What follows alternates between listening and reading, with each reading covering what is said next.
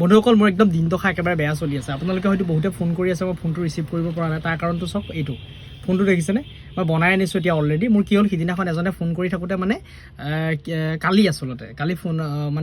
ফোনটো কৰি থাকোঁতে মোৰ পানীত সোমাই গৈছিলে তো পানীত সোমাই যোৱাৰ কাৰণে ডিছপ্লেটো গুচি গ'ল এতিয়া 2000 টকা খৰচা কৰি পেলাই ডিছপ্লে এটা বনাই আনিছোঁ সিদিনাখন মই পোৱালি দি পেলাই আহি থাকোঁতে এক জেগাৰ পৰা গাড়ীৰ মোৰ এটা মানে ইঞ্জিনৰ প্ৰব্লেম আহি গ'ল তো সেইটোত মোৰ 15000 টকা খৰচা কৰি পেলাই গাড়ী বনাইছোঁ এইটোত গ'ল 2000 টকা সিদিনাখন মোৰ মাইকী মানুহৰ ফোনটো মানে